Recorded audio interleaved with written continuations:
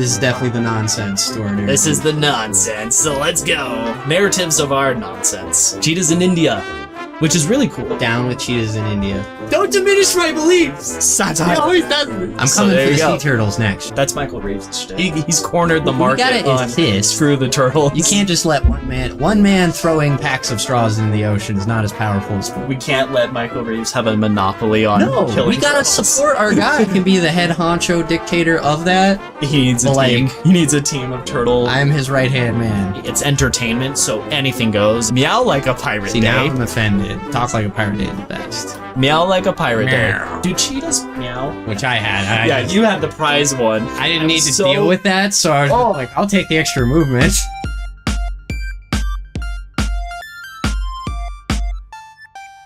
Hello, everybody. Welcome to Narratives of Nonsense. We are friends talking about random and recent stories, newsworthy or otherwise. I'm Jordan. Hi. This is Connor. We have a random one today. We didn't have any like specific movie, show, whatever. We get to actually we get to actually be a random podcast. This is like Dungeons and Dragons, where it's more of a thing that we want to talk about, and just like the hecticness of like the last couple of weeks, because there's a lot of stuff that happened, and it's exciting. So there you go. But since most of it has to do with our day to day, we'll just kind of go straight into what was this last week like. Well, this last week we got a job.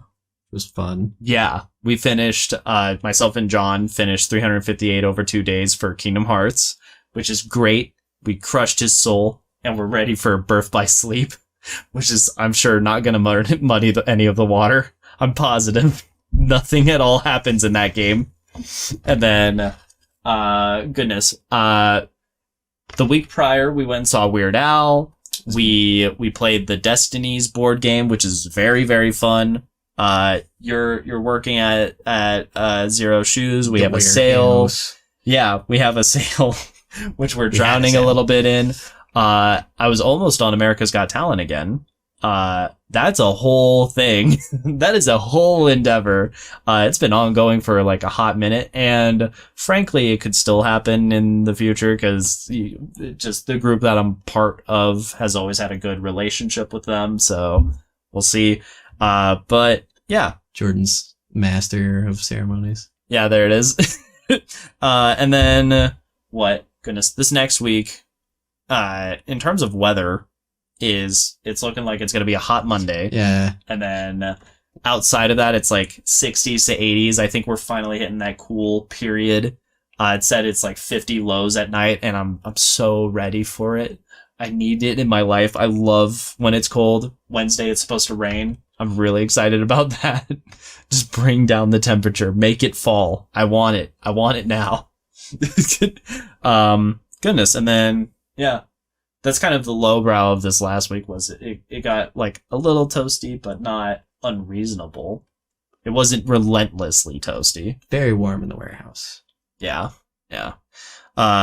So as far as like proper news things, out in California, they have now officially made it the case where they get free school breakfasts and lunches. It is kind of following suit with some other places, like in Argentina and India. India had like a whole program where they're offering free lunches just to encourage people to do education. 2022, thank God. We got there. Yeah. And what's funny is the tortoise in this race. We're like, that is now a statewide California thing, but there are some other places that have like free food programs. Like, there's Cleveland, Ohio apparently has that. So I'm hoping to see that become a bigger trend, because I do think that it makes sense. Like, why not? Also, I'm very much of the opinion of like, if you are required to do a thing, a food should be an associated thing for that. Yeah, no like kidding. there's work provided lunches as like an employee perk type of thing all over the place. I'm of the opinion that it should be if not like the occasional perk or what have you, it should be at least very available or supplemented or something like that. Yeah. You're forced to be there, so like at least cover the human part. So that was something that was pretty cool. Likewise, talking about kids, upbringings, that kind of thing. Over in Australia, it sounds like nature play is starting to become a much more like encouraged and growing thing. The article that we were reading, it was talking about a number of different pieces, but the bigger takeaways we saw was out in Queenstown. There's a school, Queensland, there's a Broncos. there's a school out there where they have like a designated area that is just like nature play, and that's it. The principal said something along the lines of, "It is the cheapest playground, and my God, is it effective?" It's weird. You just like put kids outside and they do stuff. Yeah. No, they went as far as like making their own low key forts out of like sticks and palm fronds type thing. It's very, very cool. Oh, and yeah, then it's a palm frond, yes. Yes. Quite a good building. This is my siding. I will be sheltered from the elements. And then likewise, there was a nature play business that was founded by a teacher just as a way to try to encourage her own kids. And she's saying that literally every week there's more people that keep asking to join and partake in the group for their own More kids' people. measures. So like just immediately fast traction right out the gate. That was something that I think is pretty cool. Everyone can start touching grass. Out in India, tangent, they are Doing looking a bit at of cheetahing. yeah, they're reintroducing cheetahs because there were Asiatic cheetahs a very long time ago, supposedly extinct in like the 1950s. But India, in the like first time as a global thing, ended up airlifting in 8 cheetahs from Namibia, which is like the southern corner of It's in Africa. Yeah. So it's like a big endeavor, and they're hoping to airlift like another 12 large cats at some point. It's 5 females, 3 males. Where I feel like them just being like, yeah, we killed all the cheetahs. We're just gonna kidnap you guys and throw you in here. It's like, It's I don't know if the cheetahs can consent to that. no, but Not like it's gonna matter, but it's one of those funny. things where it's like how effectively can we like band-aid the poor situation? So I'm because now that they're just completely out of that ecosystem, what are those ramifications? And then if we reintroduce a different version of cheetah, I'm very curious to see how that reintroduction goes, kind of like with wolves in Colorado. Oh yeah. Like that's something where we kind of got accustomed to not having it. I think ultimately it is a net positive because of biodiversity, and the experts involved do seem fairly confident that the cheetahs will be able to. I'm just saying, if they properly kill all the adapt. Warhammer 40k fans in England, I'm not moving to England to repopulate. If they kill all the Yeah. Warhammer fans in England, Jordan's life has not changed. That would be a horrible business move. They would just kill Games Workshop. I feel like there's bigger ethical concerns if we start murdering people that like Warhammer 40k. That's the thing, though. It's like, we killed all these cheetahs, so you got to live here now. It's like, damn. Sorry, cheetah. Hope you didn't have any connection to that spot. You're going on a 12-hour plane ride now. Here's a new question. Okay. Animal sentience. At what point is an animal sentient enough to provide consent or non-consent? That's the thing, though. Like, if you are going to sleep with somebody and they are too, and they have, got themselves in a state where they're not capable of consenting, then there is no consent, right? So they can't but they consent are for still a themselves. sentient being. Yes. Well, in that moment, though, that sentience is pretty compromised. The sentience is Yeah. compromised. So, What I'm saying is, since these guys lack sentience, they can't, which means we shouldn't. So how do you then apply that to cows, chickens, lambs, so on and so forth. Because I don't think any of those livestock animals would consent to be a the way we treat animals. But you're still gonna eat a burger and have some chicken nuggets. Yeah, like you're not going full vegan. So I think I feel like that doesn't make it okay though. That just makes me a lazy. That just makes me bad. Because it's not okay now. Here's a counterpoint. If it's something where there's, I think they said there's something like 7,000 cheetahs in that like portion of Africa or however. I'm sure many. the cheetah they'll be fine without the cheetahs, but I'm like the cheetahs themselves. I'm like, man, that would suck so much. I'm like, oh, I'm in my favorite tree, and then boom, trank gun. Well, moving to India. Here's the counterpoint. If there's a whole bunch of cheetahs, it's something where the cheetahs are going to be competing with each other and whatever is already in that ecosystem. If it's something where they're being introduced to a different ecosystem, at least for the cheetahs that are there, those cheetahs have way less other cheetah competition, which means that they have a bigger advantage, at least competing amongst themselves. Or in the sense of like building a pack, you have 3 males, 5 females. In the article, though, they're worried about them dealing with pumas and stuff. With leopards. They mentioned it, and they think that the leopards fill a different biodiversity slot than the cheetahs do, which is why like the experts are a little bit more faithful that it'll be once again. Fix. I get the idea here, but it's so fucked up that it's just like, I hate cheetah, you're moving. So just like, whoa. I just feel bad for the little cheaters. For the little cheaters. I'm very curious to see how it goes. I think it is ultimately a positive because whenever we see something like reintroduction gets the reintroduction effort. I agree. I think it's probably a good thing. Assuming we didn't... I think it's better for the cheetahs than assuming the experts are right. Because when we look at things like I know you feel bad for them, but to help in that, when we see things like reintroduction for wolves or for bison, it's something where they end up getting very large packs, like they get to do and thrive well. But we only have to do this because we already hunted them to extinction in this area. That's more my thing. It's so would you rather they just never?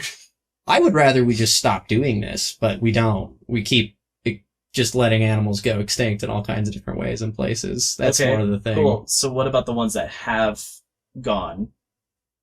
Like, how do we fix the ones that have gone, but we have them? My point is we're not doing it, though. Oh, well, I mean, that's different. But, like, my thing with, like, dodos, it's like, dodos are gone. Yeah. That's out to, that boat's out to sail. Many other species are rapidly are hitting that point. Yeah. So it's like, but it's good, I guess, we're doing it with cheetahs because we still have those. Yeah. So, where we can, apply a Band-Aid. And obviously we should do that. And then naturally, I think the world has been working in that line of progress of trying to maintain biodiversity anyway. So I do think that's something that we'll continue seeing more preservation efforts take hold. I mean, goodness, it was like a revolutionary idea for national parks with Teddy Roosevelt in the U.S. way back early 1900s, and there was like talks of it like towards the end of the 1800s. That's something where I think preservation was such a unique idea back then, and we've continued to try to push and ride that as we go along. One article we almost talked about, but we ended up like passing on, I'll just touch on it, is we ended up getting another 40 acres for the Rocky Mountain National Park. Like, that's something where I think preservationism is on the incline, as well as because it works really well ideologically alongside the wave of environmentalism, care about the planet, care about our fellow creatures, veganism, vegetarianism, things like that. So I think that's something that we're only going to continue seeing that trend rise up as we go along. Yeah. Cheetahs in India, which is really cool. I really do think that's cool. To add to that, I think it's horrible. It is also down with cheetahs in India. I also want to add, kill all cheetahs. It is a fairly recent thing. So it's not like they've been gone for like 100 or 200 years. They They've been should gone stay for on. about, they've been gone since supposedly extinct Cheetos. in 1952. In that I thought. area. Yeah. Keep that. So that's something where it's not so long ago that it's like reintroducing. Hasn't been long like, enough, if you ask me. God damn it. Like if we had the ability to bring back woolly mammoths and then we just started throwing them in North America, I think that would be a much bigger upset, ecologically speaking. Sound like those damn dirty cheetahs in my goddamn India. Like, so India. On the other note, as far as rising environmental care as an upward trend, the CEO for Patagonia has, practically speaking, given away the company to nature preservation. How is this a thing? Why is it a thing? Patagonia, which is supposedly like a $3 billion company, they had about 2% shares of ownership, as the controlling interest for Patagonia. And they ended up having this big debate for, okay, how do we continue pushing for the environment? We could sell it just outright to whatever shareholders, call it a day. If we sell it, we take that funding and we donate it proper. All right, that's a pretty like normal thing. You sell it, you have your money, you do whatever you want with your money, you put that money towards environmentalism. That's one way. That's pretty much how it's been done, but whoever ends up buying those shares, they don't necessarily know that they would maintain the focus of Patagonia and trying to stay more ecologically friendly.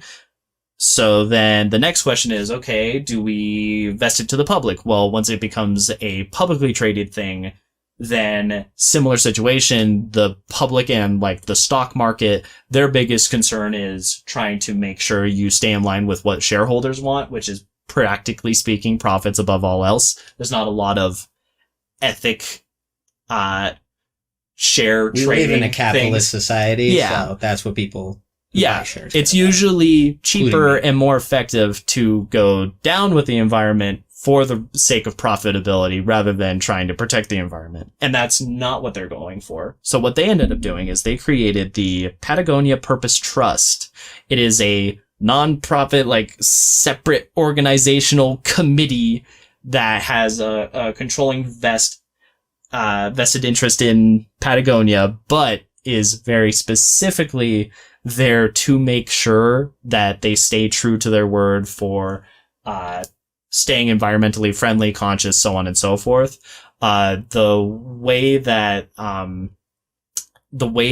the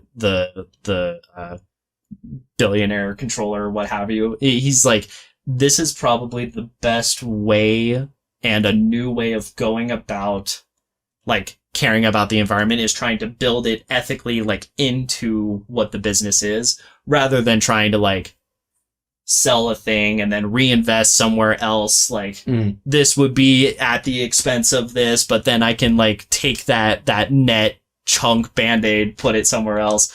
It's something where it's like from the ground up almost being more environmental. And I think that's very unique. I very much like the idea of companies having more of a fundamental core section that is dedicated solely to what their mission is, like in a grander sense, not just like there's always a company mission statement where it's like, oh yeah, we good customers first type stuff. Blizzard showed us. Like that's not a lot. Yeah, there you go. To Blizzard most Entertainment. Woo. So anyway, My pitch: sell all the Patagonia shares, put that money into keeping cheetahs out of India. there you go. Next thing is in New Zealand, they are playing around with electric and hybrid planes. There were two big ones that we saw. One is there's a two-seater that's like entirely electric, but then they also have a 30-person hybrid electric fuel plane. I guess that hybrid can't charge off its brakes though. And yeah, could you imagine? Just skirt. Hold the air brake. Oh my lord. But for that one, it has a 30 to 50 minute recharge time, which for a 30 passenger plane, that's quick. You just electric vehicles in general. That's like it takes an hour just to freaking board a plane anyway. Yeah. Like actually though, you pull up, you plug in, like multiple hours. Sometimes, yeah. For obviously how low you are. Yeah, it depends how low and how far you're going with it. Like if you want a full charge, or if you're just doing your commute, very different questions. This really goes into like how much gas is in your car at any moment. Yeah, I mean, do you have like 100 rings in Sonic, or like you just need one? So that was one thing, and then for the New Zealand planes, it's something where they've been seeing some great success. There are, I think it was a 21 group team, and they're looking at having a global launch in 2026, which is pretty cool. Like if we can get like city to city flights to be hybrid or electric for planes, which are one of the the most fuel hungry things. Oh, especially around here, like you can fly from DIA to Colorado Springs. Like, yeah, absolutely. No, so that's a cool, exciting thing. Yeah. The next question is, can we use these electric planes that suck? Because I hate these planes almost as much as I hate cheetahs. We fly the cheetahs in these electric planes, so that way when these crappy electric planes fail, Connor's happy. Satire. So, no. So following, don't diminish my beliefs. Satire. He always does this. And then on the subject of planes, the last great news of the day. This is a much smaller scale one, but we liked it. There were 2 Southwest employees, which Southwest, as a plane company, has had some questionable, so as an air flight travel business, have had some controversies. Because honestly, planes this year as a whole, flying has not been necessarily great. Flying just sucks in general. Yeah. Like this year, but this more so. Yeah. But yeah. Cats getting lost, children, it's not a good look. Some YouTubers I really like lost a bunch of their equipment for 2 weeks. Yeah. It's a big deal. Yeah. With this story, what's really nice is there are 2 Southwest employees that had this encounter with a college student named Kira. She finished her freshman year in, I think it was in Tampa is where this is. So Florida, she finishes her freshman year. She has a little carrier with her beta fish. She's looking to go home, and she's not allowed to fly with the fish for whatever. I'm just going to pretend in my hand. She's just travel policy. Yeah. She's just cupping like a cute, innocent girl. Yeah. At the ripe age of adulthood, just no. She's so Kira then doesn't know what to do. She's stuck at the airport. She's not allowed to fly with her fish for whatever regulatory travel compensation reasons. She's got a fish and a thing of liquid. Maybe it's just the fact that there was a lot of water and you didn't stamp it prior. Who knows what? She's not allowed to fly with it. However, these 2 Southwest employees say, you know what? We got you. They end up taking care of this fish for 4 months during that summer she gone time frame. And more importantly, goes so far as to text her updates of how her fish is doing. And they ended up getting her a bigger bowl for the fish to swim around in, have a good time, and has just recently been returned to Kira's care for her sophomore year. And that's just fun. That's nice. I like it a lot. Can't think of a way to spin this into killing cheetahs. Drown them in the water. There's not a lot of water. You know what? The cheetahs need a smaller bowl. They need the opposite of Kira's fish. Good Lord. I'm coming for the sea turtles next, just so everybody knows. Oh, that's Michael Reeves' shtick. Exactly. That's he's already got that handled. He's cornered the market on screw the turtles. You can't just let one man throwing packs of straws into the ocean is not as powerful as four. We can't let Michael Reeves have a monopoly on killing we gotta turtles. Support our guy. He can be he can be the head honcho dictator of that. He needs a team. He needs a team of turtle. I'm his right hand man. Turtle shrouders. I'm trying to make it an alliteration bit. It's hard. Come up with something like that. Turtle strong. Turtle terrorists.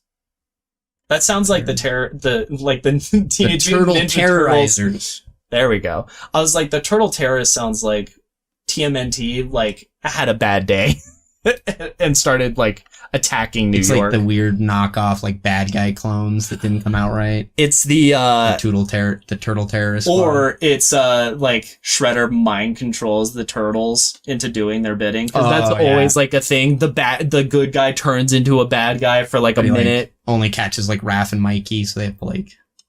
Yeah. They have to, like, get them out of Anyways, the $1 million idea for free aside. Yeah, Turtle Terrorizers.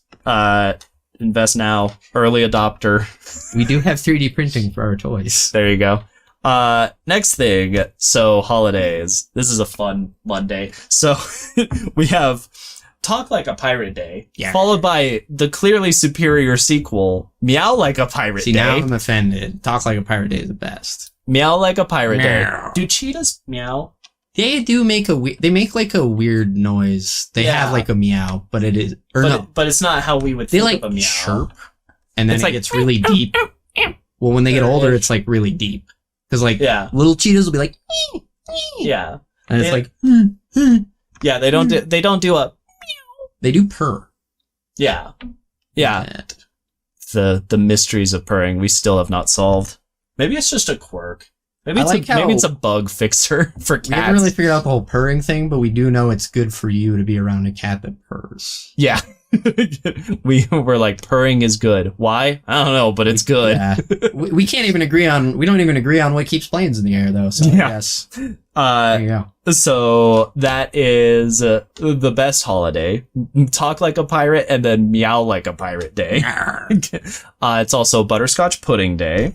It is Day of Jordan the Glories. Didn't get me any butterscotch pudding. You can see this is how you know he's not prepared. I sure didn't. I don't know the last time I got pudding. Like a huge pudding guy? Not even just had pudding. Yeah. Got pudding. Either. Pudding's great. I like pudding. Maybe I'll tell my mom. Like change of plans for my birthday. I want butterscotch pudding. Yeah. It's not on Monday. Yeah. So butterscotch pudding, Day of the Glories of the Army Day. Which is such a metal name. From like Sabaton come up with this or right? This is the name for Chile's Independence Day. And it's awesome. Damn. We need more like that. Like we really failed. There's like Heroes Day we talked about several weeks ago. Like just that as the name of your Independence Day. Like Day of Heroes, Day of the Glories of the Army. It sounds metal. It sounds like something that could be in Warhammer. That's like that's very on brand. That's right after. Yeah, it's the month after Sanganala. Yeah, this is what happens when we get rid of all the British Warhammer doers. We start a Warhammer holiday. We start a Warhammer holiday as an apology to try to fill the ecological gap we've left. I don't know how this business strategy is going to work. This has gotten very weird. We're going to get a lot of bad PR from the cheetah killing too, so we're really going to have to up it. Yeah. Which is non-negotiable. Full disclosure. Yeah. I'm down for cheetahs. Cheetahs are great. I am down for cheetahs, just not in India.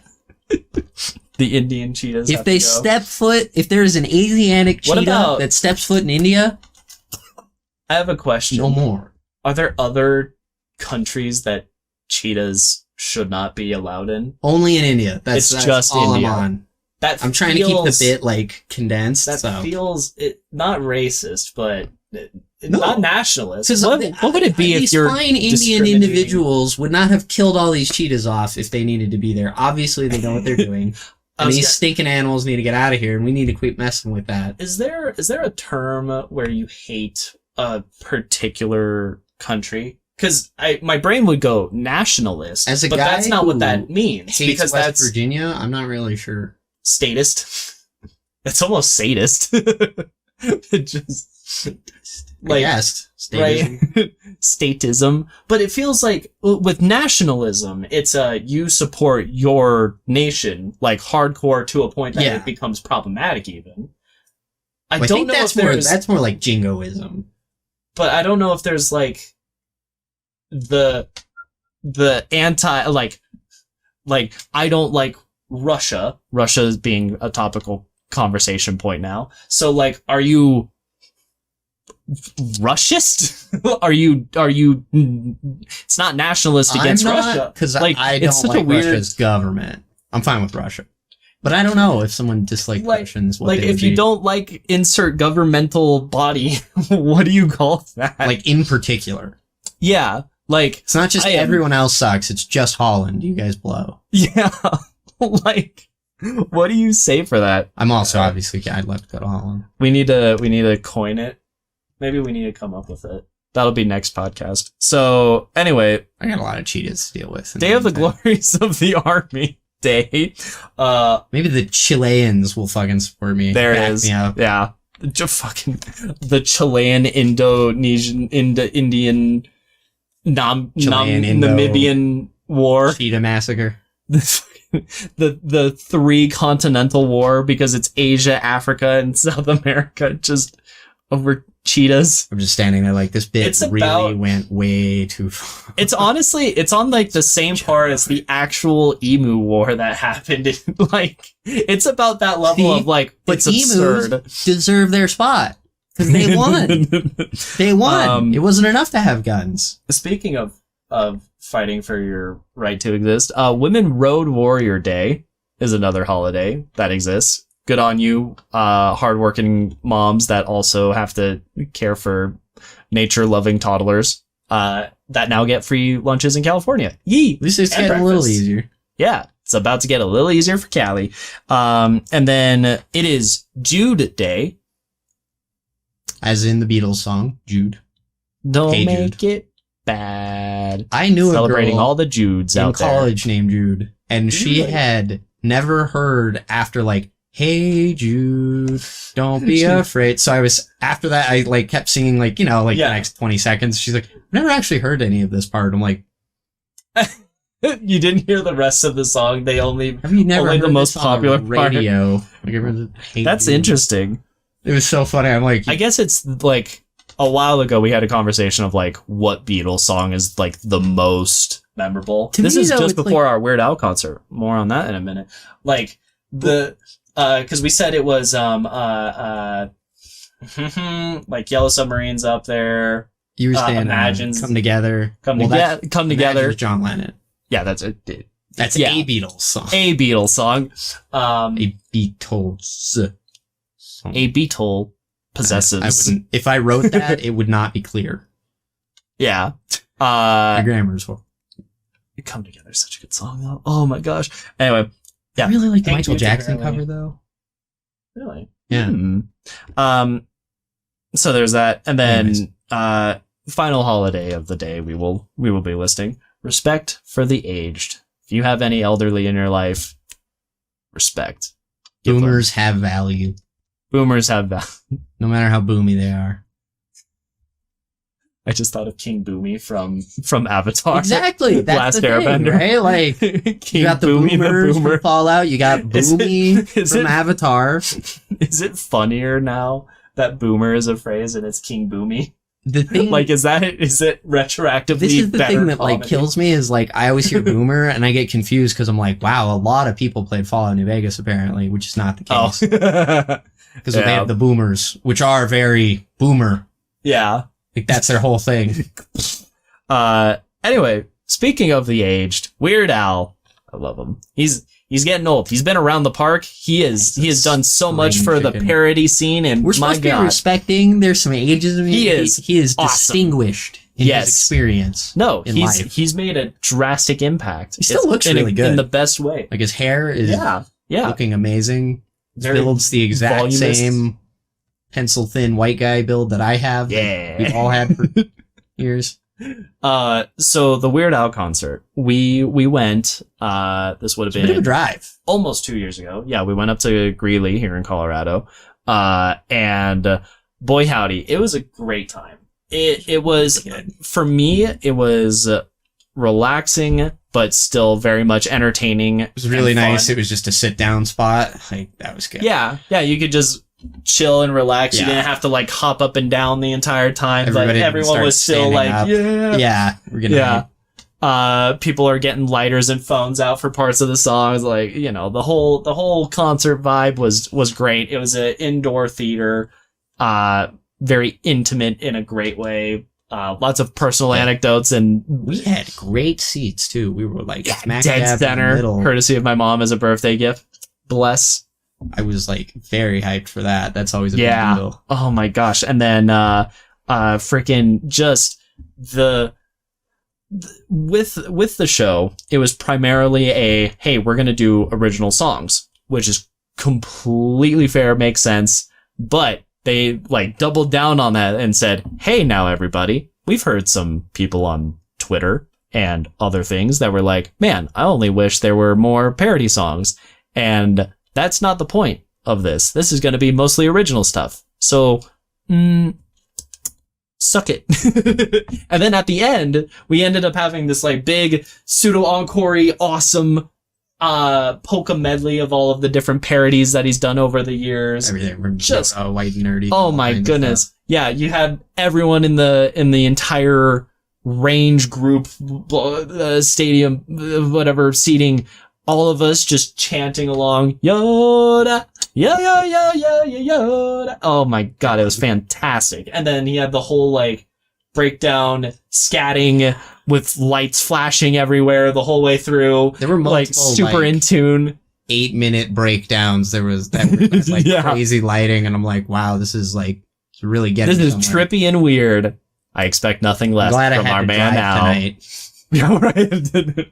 Oh my gosh. No, it was an absolutely great time. And we got Gunther Tooties. Yeah, we had some food before.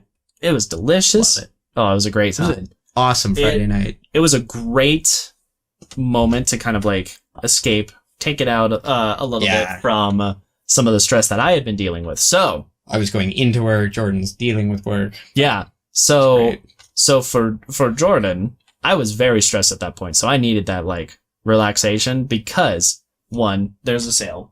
We'll talk about that. Like your first week. Woo! Yeah. But then there was also America's Got Talent, which was kind of cool. So for those that are unaware, America's Got Talent has been around for a hot minute. Season 17. It's old.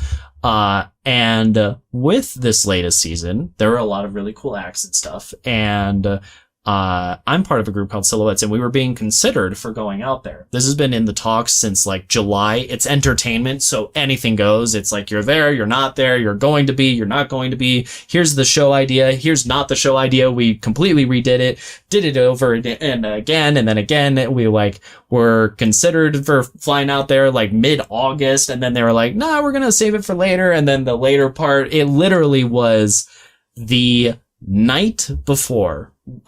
We were going to be flying out 5:15 in from DIA was the time frame. That's how close in the morning we were heading out there for that Monday.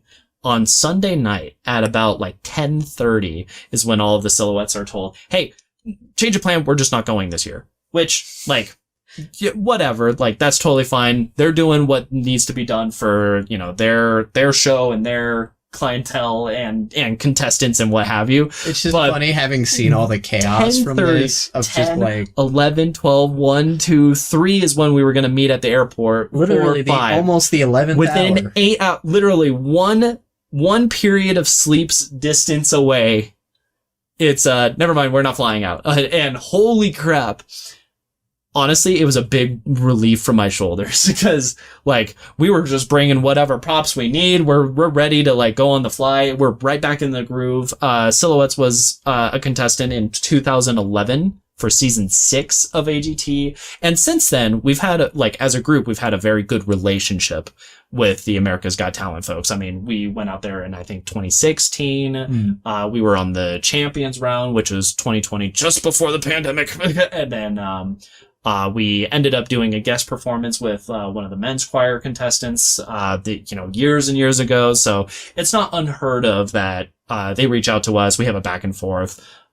We love Nigel. He was the producer we worked with. We still love him. It's something we were often in contact with. He sent very loving regards after the fact. Like, they really do like us, thankfully. And hopefully that's something that in the future we'll be able to partake in once again. But my goodness, that lead up, we were like 3 different show ideas, change of music, change of what we were planning, and then it became we're scrapping it. We're just gonna like have a whole new show concept entirely, and then that got like murky because we're like, okay, what's gonna be the song choice? Because it has to be something they have the rights for. Like, boy, howdy, the entertainment business is a lot of roller coaster. So now that you guys are available, I'm just going to put myself into debt, so you guys have to do a show about why we need to kill Asiatic cheese. Oh, there you go. There we go. That's our next show. It's not. I think we're going to Vegas and then Mississippi and then where the frick else? New Hampshire, somewhere else. We're going all over the place. This is over the next couple of... You one of them now? Is this why it's happening with all the cheetahs? I don't know if... You've been corrupted by the West Virginians. I don't think we've ever been to West Virginia. As it should be, because it doesn't exist. So odd. That's strange. Oh, West Virginia. Mountain Mama, take me home. All right. One of the greatest propaganda of all time. Yeah. That song was built entirely from the ground up. Our boys from Colorado, Mr. John Denver, to propagate that. To sing about West Virginia as his mountain home. When he's John Denver from the Rockies. He's like, oh yeah, these Appalachians are real mountains. Hey man.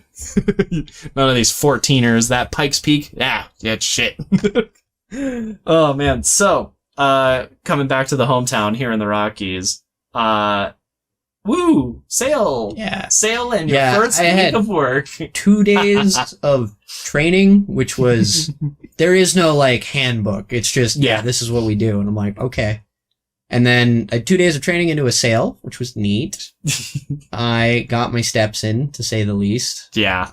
Oh my gosh. And that warehouse it's big. It's really big. And they were trying to get me to do it without using the things we have that tell you where all of our stock is. That was funny. The little scanner. Yeah. So eventually we got a packet with all that info, and I was like, I like how we're just getting this now. Now, this is really fun for me. Just have that. This is really fun for me to talk about because I work as operations coordinator. I do a lot of like the office and back end like spreadsheet type of stuff. So when you're saying you have a packet, like they printed out like a map of the warehouse and we're just like aisles. I just have a list. Like 1 through 5. You know, all your SKUs. It's just listed tells you out. What the overstock is. Okay. Interesting.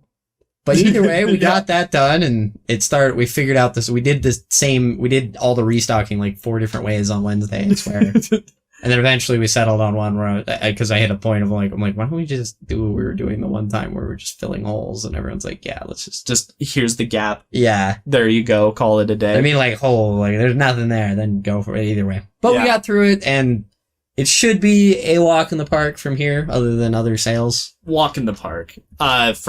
This will be from my experience, because I've been at this company for... Well, I'm also a warehouse, though, so it's like... Yeah. In terms of time frames, usually how a sale goes is it's like day 1.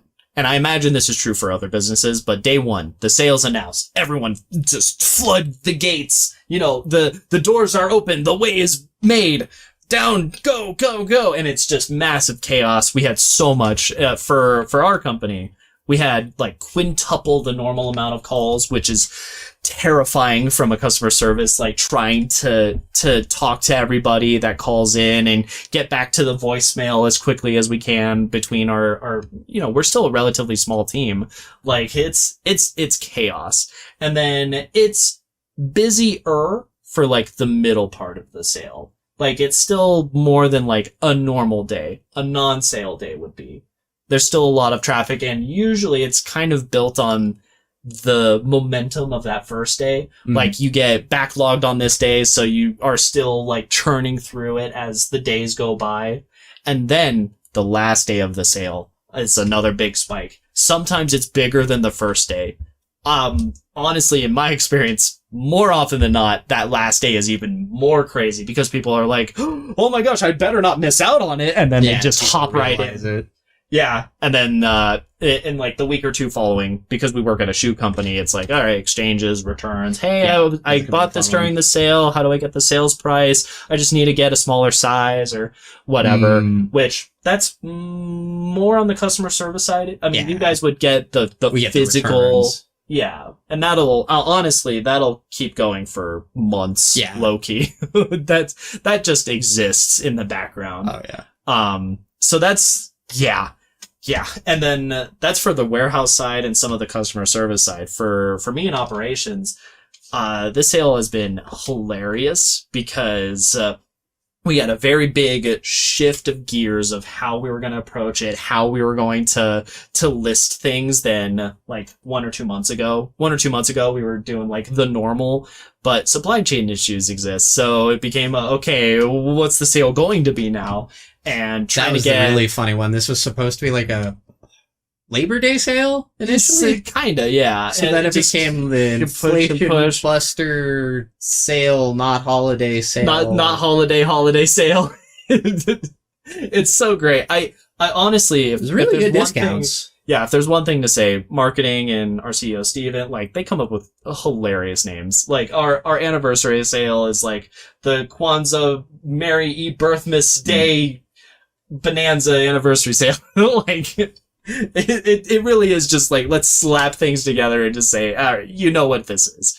No, it's very meta humor in that sense. I love it.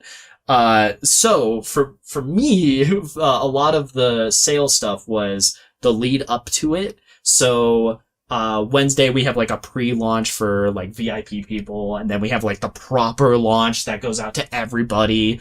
And it's a matter of like getting all the prices agreed on so that we can then discount them, getting all of the ducks in a row. You have to, like, we have some new colors of existing shoes, getting those so that they're on the website, and then that's for our .com here in the US site. We also have an EU website, so trying to get it up on that site as well, because you don't just like push a button and it happens on both. You have to do it once and then do it again. No. Where as time goes along, it might be the case that we have like shoes that are only in the US, shoes that are only in the EU, because different places have different flavors of what they like. You know, it was this whole ordeal, and honestly, we're still like going through it.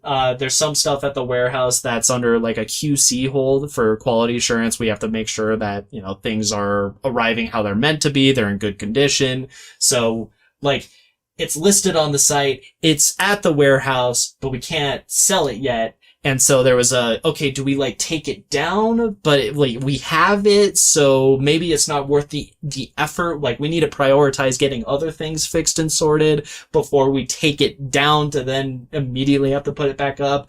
Or, you know, just lots of those weird decision-making things that are just all over the place. And honestly, we are still very much working through it because sales, it's busy for everybody.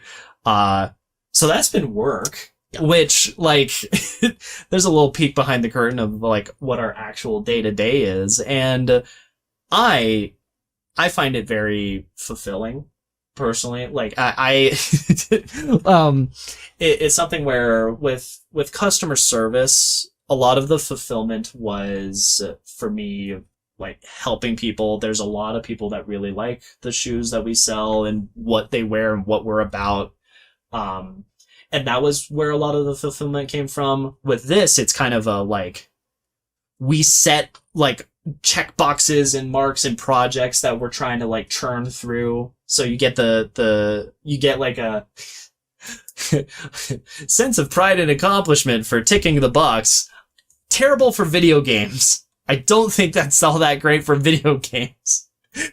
But for work, when you're getting paid to do this and you actually get to see that progress happen and you feel like you've actually made that difference for making a thing happen, especially with how quickly we shifted gears for what the sale is and how it be, I was very, very happy with it. So anyway, that's a whole thing. You're only a week in, but yeah, no, me stack box good. Yeah. At some point, I probably will have to join you at the warehouse. I mean, I was there, the week before last, I wanted to say. Because I had to help with, like, palletizing some of the incoming stuff. Yeah. So, like, operations, I'm like the weird Swiss Army knife. They put me where I need. I ask, hey, is this working right? Don't show up. Yeah, if we don't have enough temps. We are trying to shift away from temps and just have outright proper hires because we're getting that busy. Yeah. And we're still continuing to grow. I mean, that was the really fun one too. I got stuck with a temp that I'm supposed to explain how this works. I'm like, I'm day 3, so we're in this together. High five. Fun. Yeah. So that's sales stuff. And then probably like the most fun thing we were talking about, Destinies. It is a board game. Apparently it was kickstarted, we found out, and it is, I mean, it's a board game where it's partially a virtual, like, it has game like as well. Digital, like, companion DM. App. Yeah. Basically. Yeah. And it's just a good time. You kind of outsource the management of the game part to just let it be run in the background, and you're still moving tokens around and about. You're still doing like item management. Yeah. Stuff. You still got skills you got to work on. Yeah, it's not so complicated that it just outright is a video game. Like you as a player aren't like, well, why am I playing this instead of a video game? Yeah. Like it's still a relaxed environment. You're Very still chill. around on. It was very nice. Like I didn't have to really ask about like the mechanical side of the game very much. Like it was just very blatant and apparent. Like yeah. a little bit of setup stuff. You roll this. You have int, dex, and power, I think is what it is, for the strength-ish one. And you roll against one of those 3 things, call it a day, move about your life. You can improve it. You can lose it if you like come across a bad situation. You can increase how much you've got. You've got items that like modify it, and it says it on the item. Checks. Yeah, sometimes you can just scan an item with a QR code, and then the video game will use it separately from what it's like written as. So if you have a sword, the sword might give you like +2 successes on your power check or something like that. Something very arbitrary. But if it's something where you come across a demon, you could outright try to outpower the demon, or you have a sword, you just scan the QR code. And when you scan that code, it goes, oh, sweet, you're equipped with an item. You stab the demon. Done. Like, you don't even have to roll. You did it. You stabbed him. You're good. You could also, like, maybe scan in a crucifix or something. Yeah. Yeah, you come with, like, a holy symbol. You come with, one of the items is a dog, for example. That was something where we tracked down... I don't think this happened in your game, but in the first time that we played, there's multiple campaigns to play as well. We played the same campaign, where there's like a werewolf in town, the beast. There's a farmer who, like, there's a fox that's pestering his chickens. And in our first playthrough, that dog, like, hunted down that fox. We got the fox, but then the dog ran away.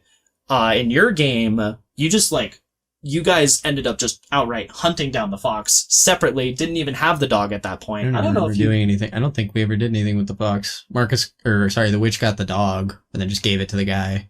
The witch did. Okay, yeah. I don't know if we actually hunted the fox ever. Well, I didn't, at least. Yeah, you definitely didn't. The dog belonged to the Pathfinder character. That was it.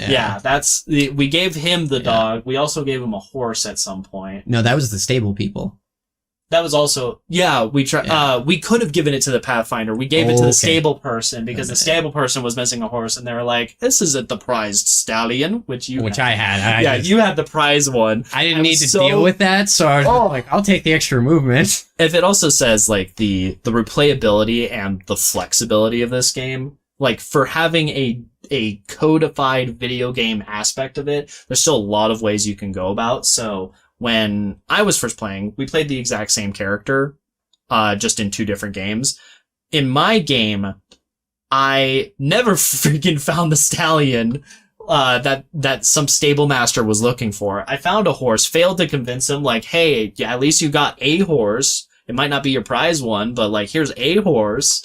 I failed at that and then spent half the game eventually finding that stallion. You found the stallion, like, day day 2. Like, immediately right off the bat. You wandered out and you're like, oh, stallion, here, like, let me save it. Like a wolf. Yeah. Yeah, done. Easy. And he had it for the rest of the game. I was Really just nice. like, oh my god, you monster. You crushed it. It was so good. Yeah. To be fair, I don't really think there was much reason to return it, because it's like, I don't think you my liked Destiny you has liked the anything to do with movement that. aspect, because you did get Maybe that. you can get a ritual item for doing it, but that was, I was like, Yeah. It was mine now. Yeah, and again, there's a lot of flexibility. This is a single campaign. After you guys ended up playing, I ended up playing with my friend Heather, who is the one that owns this game, and she and I played it's the festival, or the Feast of Famine. That's what it was. So the second campaign, what it is there's like a ton of rats that are being controlled by devils all over town. They're causing an active famine by eating all of the stores, and we're heading into winter kind of thing, so we're trying to get all the food as much as we can. Swarms of rats that are really scary. Yeah, that are literally attacking people in the streets kind of. It was also interesting, all the prices were way more expensive in this one. Yeah. I found. Like, there was the lockpicks for me were like 1 gold. For them, it was like 5 in this, because of the famine, I assume. Yeah, things were harder to come by in some respects. There was also 2 of us, and I wonder if that affects how that game plays as well. That's fair. If it, potentially. like, scales it differently. Yeah, exactly. So, what ends up happening with that one is, like, I kind of run into my end objective, like, right out the gate, which was really funny, because I was each card has 2 destinies you can pursue, and these are 2 different ways you can win the game. So, in the Huntsman's case in that first campaign, you can kill the beast, or you can complete the ritual for the beast.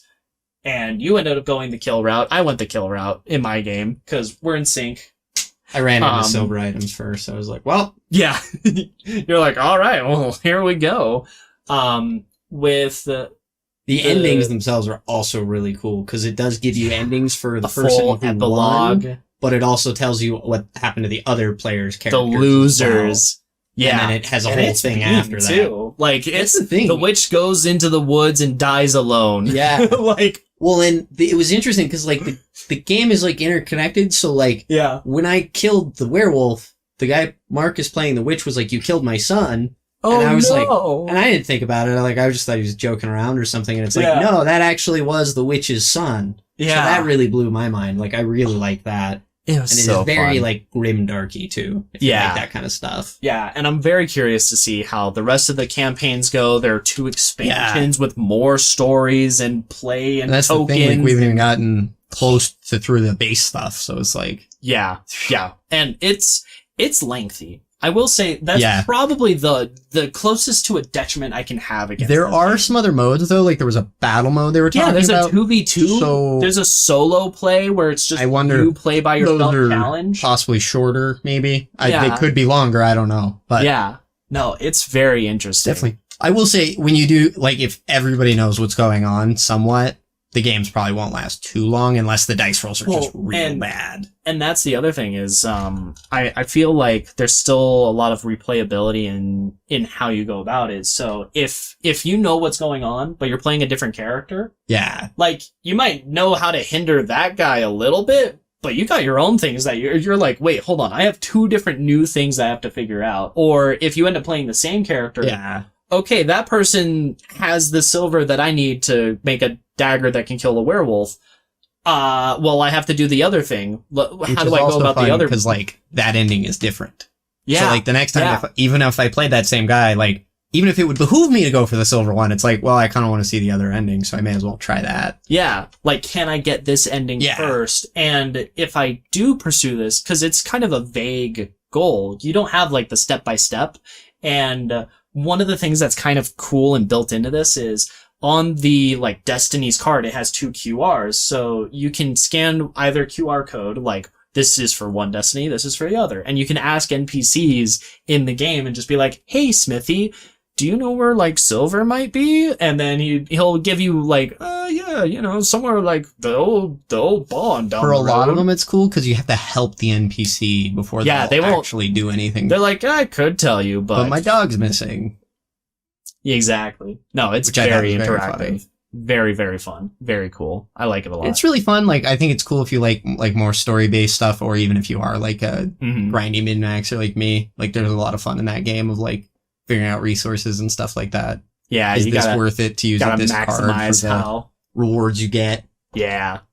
And there's still, because it is still inherently a board game, there's some room for like homebrewy type things. Like, do you trade items with each other? How many items can you have? Do you like put your own limits on yourself? Do you try to make it easier on yourselves? Because it is, even though it's digital, you still have enough flexibility where you can mechanically do things differently if you want to house rule things, which is cool. Yeah.